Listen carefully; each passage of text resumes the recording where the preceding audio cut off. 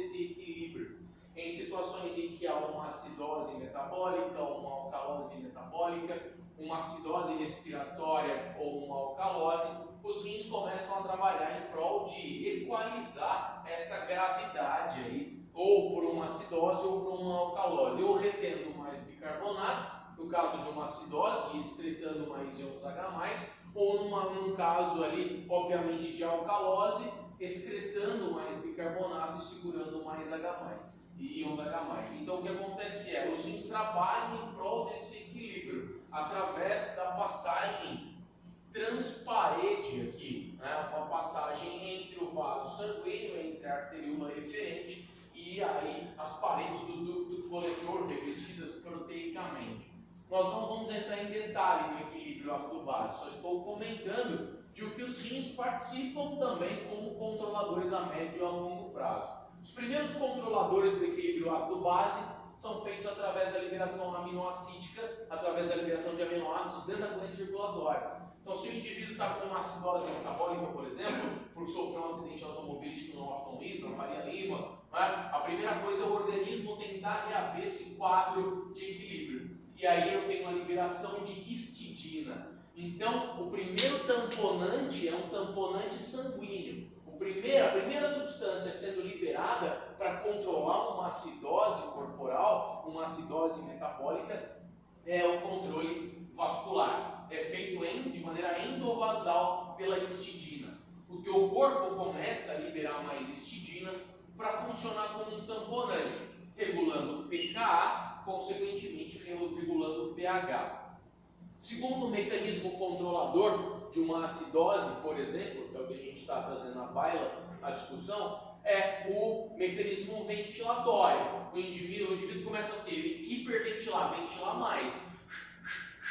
Começa a ter o quê? Uma frequência maior inspiratória e uma frequência maior expiratória. Para ele puxar mais oxigênio na tentativa de equalizar e alcalinizar e soltar mais CO2 para o ambiente. Quanto mais CO2 ele liberar para o ambiente, mais ácido ele está liberando para o ambiente. Por isso que até de maneira inconsciente, você pega um paciente ou um indivíduo que acabou de sofrer um acidente de moto ou de carro, ele está assim, se consciente ele estiver, mas claro que não consciente ele o faz, ele está hiperventilando. Está naquele desespero. Por quê? Para soltar mais CO2 e equilibrar, claro, essa condição de acidose metabólica. Então, qual é o primeiro controlador metabólico de uma acidose? A histidina. O aminoácido histidina liberado na circulação, liberado na corrente circulatória, tenta equilibrar essa acidose. Segundo mecanismo ventilatório, expirando mais, inspirando mais, trazendo mais oxigênio, soltando mais CO2 para tentar tornar o ambiente mais alcalino, menos ácido. E o terceiro controlador de uma situação de acidose metabólica é os rins. São os rins, fazem parte desse mecanismo de controle. Só que a ação renal para o controle aí do pH, essa ação renal não é imediata, ela é a médio e a longo prazo. Então, para você se reservar, para reservar assim, né, per se de bicarbonato e liberar mais íons H+, isso demora dias, talvez meses. Então, o primeiro tamponante imediato é sanguíneo, o segundo tamponante é ventilatório e o terceiro tamponante é renal. São os três sistemas que equilibram, né, que fazem o equilíbrio do pH. Eu preciso ter um equilíbrio do pH. O meu sangue arterial tem que ter um pH. Se eu tiver um pH muito baixo, eu estou em acidose. Se eu tiver um pH do sangue arterial muito alto, eu estou em alcalose. Eu não posso. As duas situações são deletérias para o organismo. Nossa, professor, então me fala, qual é o intervalo de confiança de um sangue arterial? Não é sangue venoso, não, que você coleta da cefálica e da basílica que a gente viu. Sangue arterial. Você pega da artéria radial, da artéria ulnar, vocês viram comigo, da artéria femoral, da carótida, sangue arterial. Para fazer gasometria tem que ser sangue o quê? Arterial. Não dá para fazer gasometria com sangue venoso. O sangue venoso vai estar, obviamente, ali empaçocado de CO2. Vai dar o quê? Uma acidose. Você vai, pô, o paciente está ruim. Então você faz gasometria no sangue o quê? Arterial. E de quanto a quanto é o intervalo de confiança de um bom sangue arterial com relação ao pH? Vocês lembram ou não? 7,35 a 7,45. Anotem, isso é muito importante. Então o pH do sangue arterial ele tem que estar entre 7,35 e 7,45. Se o pH do sangue arterial estiver acima de 7,45, o indivíduo está indo para uma alcalose. Se o pH do sangue arterial estiver indo para baixo de 7,35, ele está indo para uma acidose metabólica. É para isso que serve a gasometria, para saber as reais condições do equilíbrio do pH no organismo do indivíduo. Isso após uma infecção bacteriana, fúngica ou viral, isso após um acidente automobilístico, indivíduo internado ou no leito de uma UTI, ou que seja aí pós-cirúrgico, ou, claro, fazendo toda uma avaliação ali precedente, um hemograma completo, uma gasometria para uma possível cirurgia, esse sangue tem que estar contemplado de novo entre 7,35 e 7,45, um pH ideal, nem ácido e nem alcalino. Há como corrigir indivíduos que estão em acidose e indivíduos que estão em alcalose. Claro que com o que eu falei, principalmente com o bicarbonato. O indivíduo está em acidose metabólica, manda bicarbonato para ele poder recuperar o pH sanguíneo.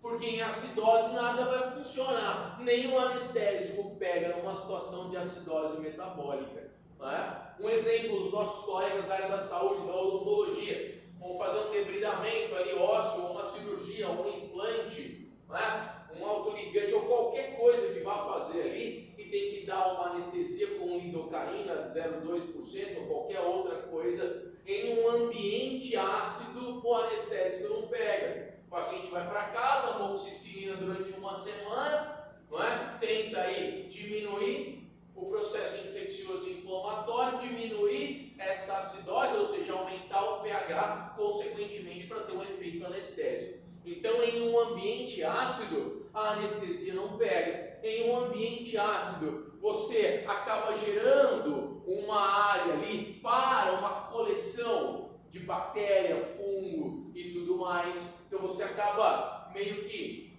criando uma placa de Petri para aquilo se proliferar. Então, você tem que ter, o organismo tem que ter uma janela biológica satisfatória do pH. E quem controla esse pH a médio e a longo prazo? Os rins.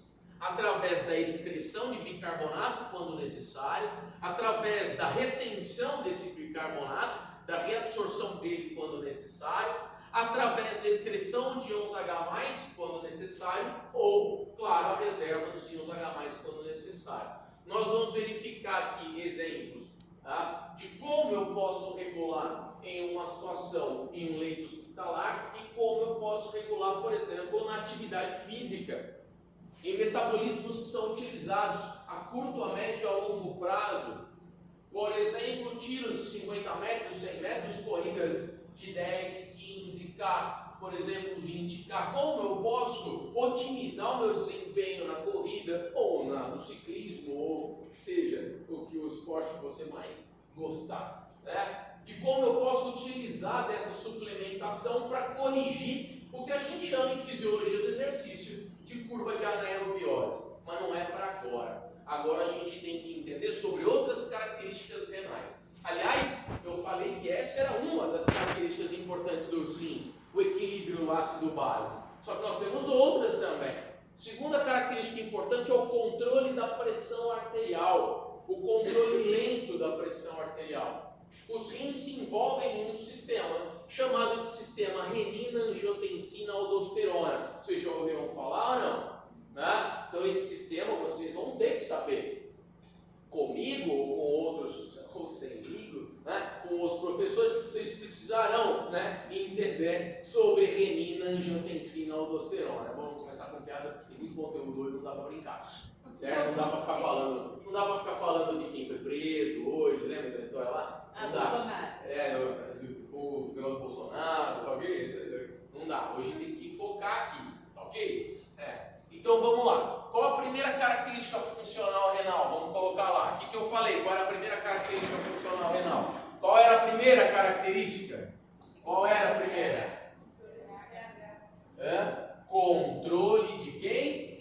Do pH. Segunda característica, controle de quem? Da PA, da pressão arterial. É o controle lento da pressão arterial. Porque nós temos um mecanismo que a controlará de maneira rápida. Então os rins fazem o controle lento da pressão arterial. E o terceiro mecanismo, que é o mecanismo de filtração, reabsorção ali no sangue. É esse que nós vamos trabalhar hoje. E os outros dois nós vamos deixar para um segundo momento. Se der tempo hoje, a gente vem para cá e fala de pH e fala de pressão arterial. Mas o que nos cabe nessa primeira etapa da aula é falar um pouco sobre a filtração e reabsorção desse sangue. Mas antes disso, a nossa revisão morfológica e anatômica, que não poderia ficar de lado, que foi na quinta-feira passada no laboratório para os presentes.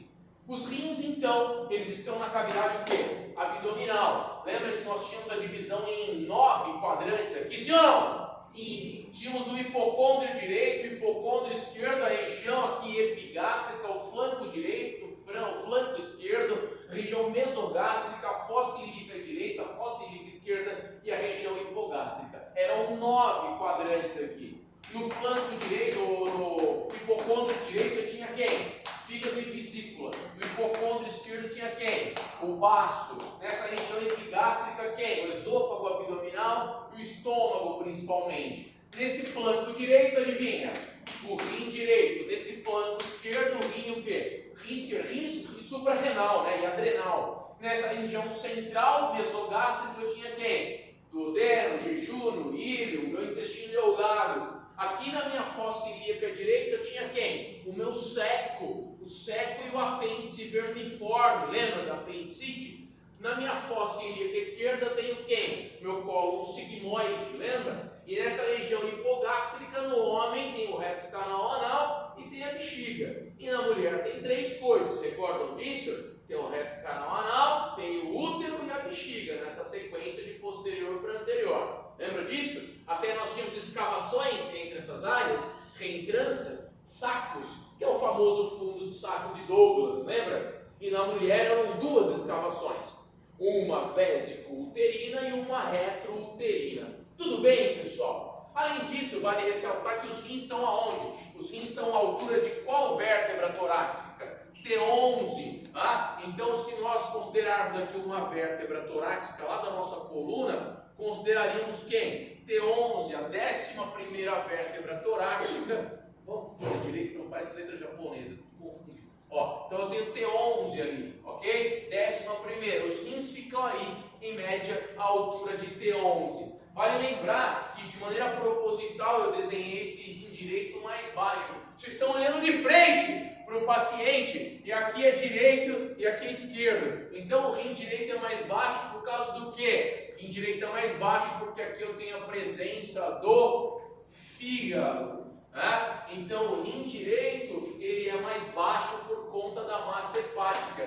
O fígado está aqui, então o meu rim direito é empurrado mais para baixo. Lembra disso ou não? E o pulmão, lembra do pulmão? Quem eu tenho aqui acima? Aqui acima eu tenho o meu diafragma, que separa a região abdominal, que é essa que a gente está estudando, de uma região torácica, que a gente já estudou. Por isso que o meu pulmão direito, ele era o quê? Mais alto, por conta do fígado. Então o fígado joga o pulmão direito para cima e o rim esquerdo e o rim direito para onde?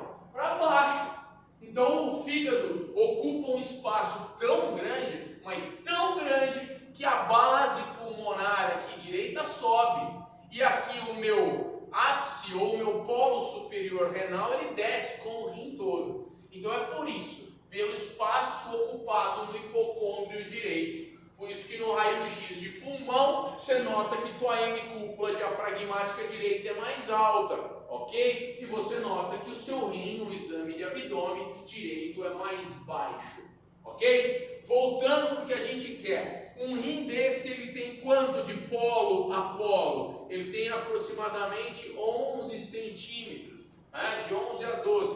O quanto ele tem da margem lateral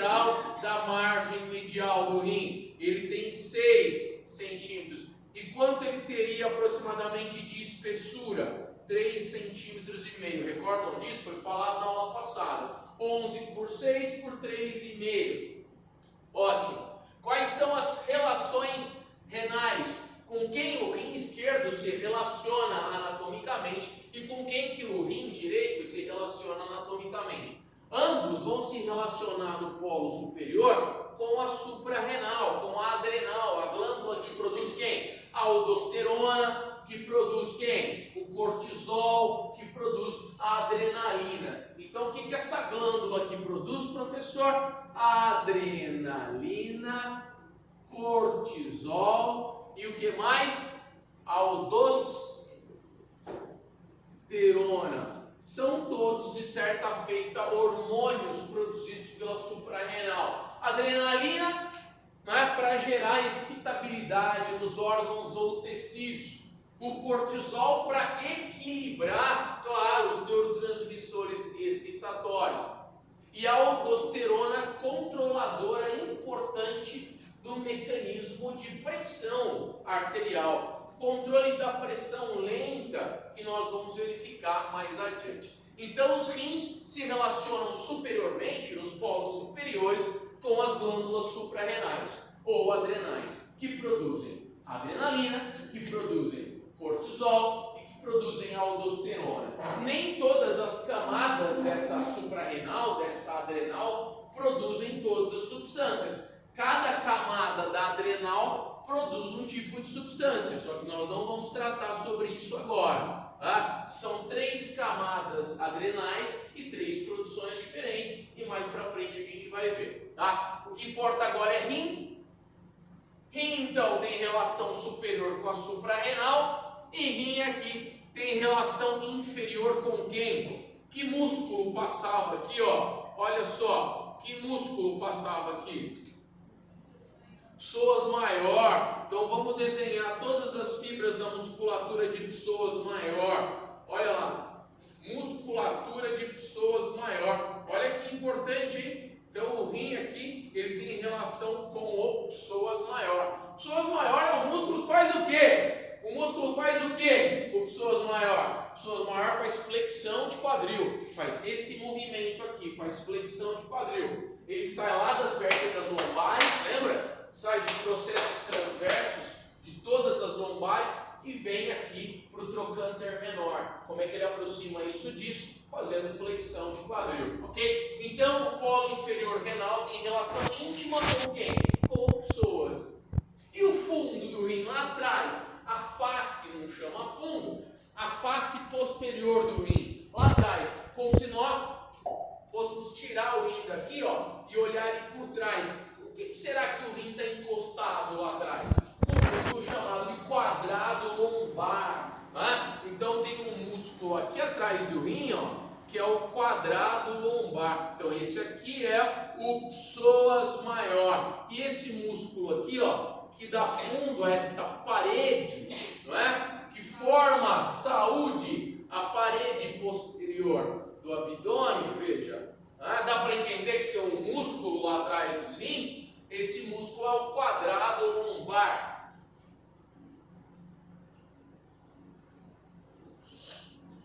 E esse quadrado lombar é um músculo que sai de onde? Das últimas costelas aqui, ó. Das últimas costelas e vem para a crista ilíaca.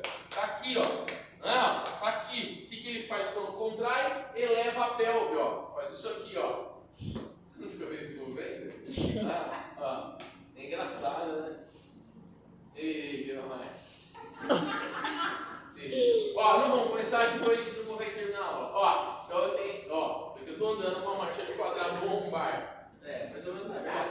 Silêncio! Ó, então vamos lá. Quem eu tenho como relações renais? No polo superior com a suprarrenal, o polo inferior com o psoas maior, a face posterior com o quadrado lombar. Deu para entender onde eu quero chegar? Muito bem. E aí eu tenho quais relações aqui mais anterolaterais? Com os arcos das costelas. Só que tem diferença, porque o meu rim direito ele é mais o quê? Mais baixo. Então ele vai ter relação só com qual costela, professor? Só com a 12ª costela. Porque ele é mais baixo. Já o rim esquerdo, como é mais alto, ele tem relação com o quê? Com dois arcos costais, com a 11ª e com a 12ª costelas. Sim ou não? Beleza? Estão captando mais ou menos as informações? É aí que a gente tem que chegar também. Tá? O que mais, professor? E o intestino grosso aqui. Tá? Intestino grosso não vinha assim, ó. Cólon ascendente, cólon transverso, cólon descendente e o que? Sigmoide reto canal anal. É assim ou não é? É ou não é? Então o rim direito ele tem relação com o quê? Com a flexura cólica direita, esquininha, a esquininha do intestino grosso do lado direito, sim ou não? Então o rim direito com a flexura cólica direita e o rim esquerdo com a flexura cólica o quê? Obviamente natural, esquerda. Já tá bom de correlação anatômica. Tem mais coisa, o esquerdo com cauda de pâncreas e assim por diante, tá? Mas já tá bom assim para vocês, as relações renais. Detalhe, esse rim fica solto ali? Não, nem pode, né? Então ele fica dentro de um saquinho, de uma sacolinha. Como chama essa sacolinha? Fáscia de Gerota. Então vamos lá, vamos encaixar esse rim, ó, dentro de uma sacolinha, ó. Olha que bonitinho. Ele está dentro de um saquinho. Essa sacolinha é chamada de fáscia de Gerota ou fáscia renal. Gerota é um epônimo anatômico, como vários outros nomes. Esfíncter de Oddi, ampola de Vater, aquilo que a gente já viu até agora. Tá? Então, essa fáscia de Gerota, ela vai fixar quem? Vai estabilizar quem? Os rins. Essa sacolinha, ela está presa onde? Adivinha? No psoas maior lá embaixo. E lá em cima, essa sacolinha está presa onde? No diafragma. Sim ou não? E o rim está bem estabilizadão lá, ó. Bem tranquilo. Dormindo na rede. Nem tão tranquilo. Para ele ficar mais tranquilo ainda, ele precisa de gordura. Todo mundo precisa de gordura para ficar tranquilo, que delícia. E aí onde que eu ponho gordura ali? Aqui, ó. Tem uma gordura que fica dentro da sacolinha. Olha lá. Gordura aqui. E gordura que fica fora da sacolinha. Gordura peri e pararenal. Deu para entender? Gordura para e perirenal. Olha lá. Dentro, gordura pararenal. Fora, gordura perirenal. Gordura peri-pararenal. Para que é essa gordura? É como se fosse um plástico bolha. Para que você usa plástico bolha? Não é para estabilizar a encomenda que você está mandando, para não sofrer dano mecânico quando é transportado? Aqui é a mesma coisa, para não sofrer dano mecânico ao chacoalho de um automóvel com mola quebrada, ou qualquer outra coisa, ou qualquer esporte que tenha um contato íntimo, fala esporte de contato agressivo. Boxe, por exemplo. Então eu tenho essa gordura para estabilizar. O grande problema é que em pacientes que são o quê? Desnutridos crônicos, por exemplo, desnutrição calórica severa ou proteicocalórica, nós chamamos em nutrologia de kwashiorkor. Esses pacientes eles têm o quê? Perda substancial dessa gordura. E aí esse rim tem gordura para ser estabilizado? Não. Esse rim sofre o quê? Uma pitose. Olha só, hein? Então, quando a perda dessa gordura, o rim pode sofrer o que a gente chama de queda. Em outras palavras, pitose. Uma pitose renal. Lembra da pitose palpebral? Não, uma pitose palpebral. Pitose renal, o rim, ele cai. Certo? Tudo bem, pessoal? E aí o que acontece quando o rim, ele deprime, ele cai? Dá uma olhada quem está nutrindo o rim. Quem está nutrindo o rim são as artérias o quê? Renais. Isso aqui não é uma artéria renal, ó, levando o sangue da aorta aqui no meio? Sim ou não? Sim. Então, olha que ângulo que é formado formado aqui é um ângulo exato de 90 graus ali, ó. Eu tenho um ângulo de 90 graus entre a aorta e as artérias renais. Se o rim sofre pitose, o que vai acontecer com essa artéria? Não, isso aqui não. Meu Deus. Não é? Depois você apaga essa parte. Deixa pra lá. E aí, quando o rim cai, o que acontece com essa artéria? Essa artéria, ela pode ser estrangulada aqui. Deu para entender o porquê? O rim cai, eu perco esses 90 graus, há um estrangulamento, uma estenose desse vaso, redução de fluxo sanguíneo para o rim, e o rim pode o quê? Necrosar.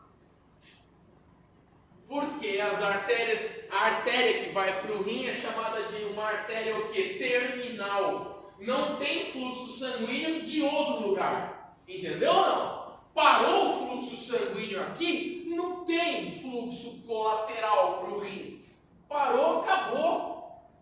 Acabou. A função morreu.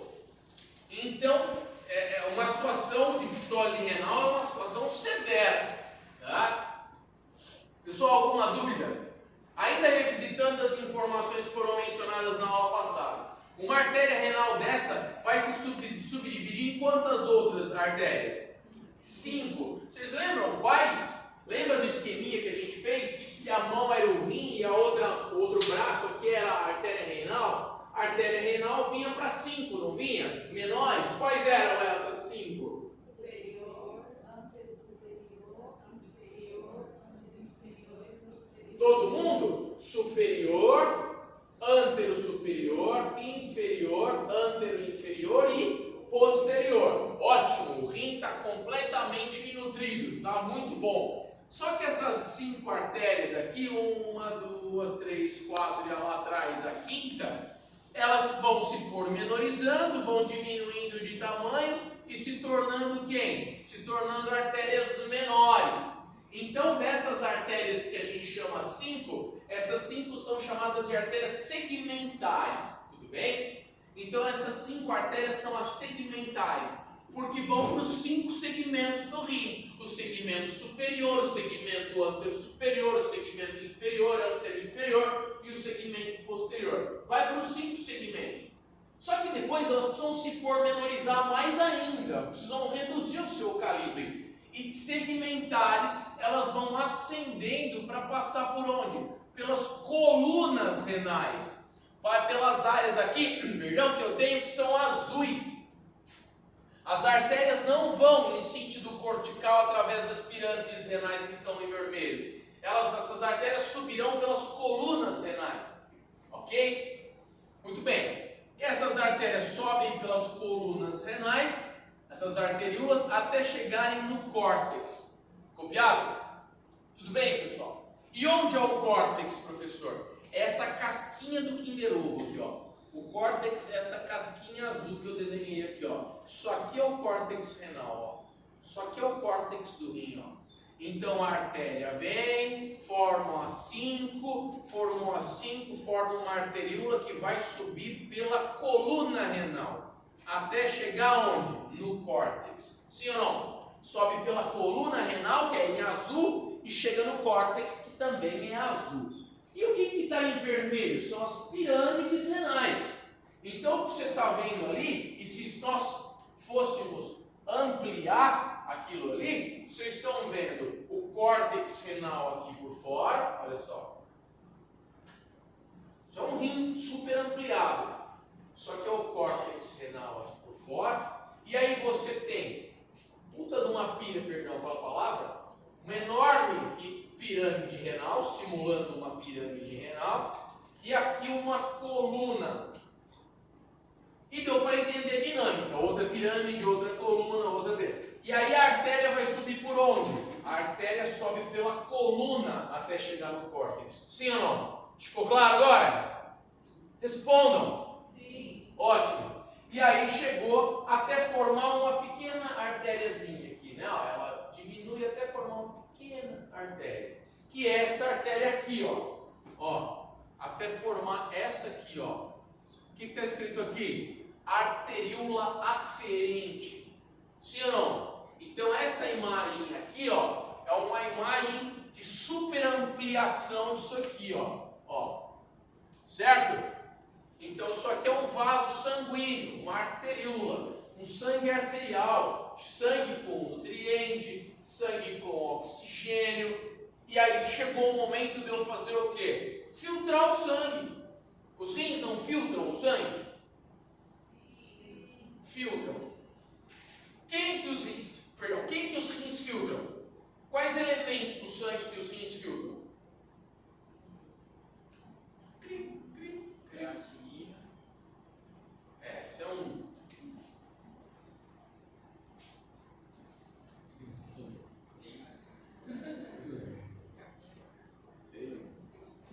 Tem muita coisa que filtra. O rim filtra água, sódio, cloro, potássio, bicarbonato, creatinina, ureia, aminoácido, glicose. Quem que o rim filtra? Água, sódio, cloro, potássio. Repete comigo. Quem que o rim filtra? Água, sódio, cloro, potássio. Sódio, cloro, potássio. Água, sódio, cloro, potássio. Tá vendo? Água. Quem que o rim filtra? Água, sódio, cloro, potássio. Bicarbonato. Quem que o rim filtra? Água, sódio, cloro, potássio, bicarbonato. Já melhorou, né? Quem que o rim filtra? Água, sódio, cloro, potássio, bicarbonato. Creatinina, ureia. Quem que o rim filtra? Água, sódio, cloro, potássio, bicarbonato, creatinina, ureia. De novo, quem que o rim filtra? Água, sódio, cloro, potássio, bicarbonato, creatinina, ureia. Muito bem. Aminoácido e glicose. De novo, quem que o rim filtra? Água, sódio, cloro, potássio, bicarbonato, creatinina, ureia, aminoácidos. Tudo bem? Glicose. Quem que o rim filtra? Sem olhar para o caderno, quem olhando para mim. Quem que o rim filtra? Água, sódio, cloro, potássio, bicarbonato, creatinina, ureia, aminoácidos e glicose. Só de palmas para vocês. Esse negócio de libras, né? Vocês também, inclusive, né? Ó, muito bem. Filtrou ou não filtrou? Sim ou não? Esses elementos, quais são os elementos? Água, sódio, cloro, potássio, bicarbonato, creatinina, ureia, aminoácidos e glicose. Tudo isso está vindo pela arteríola o quê? Aferente. Tudo isso veio daqui, da aorta, concorda ou não?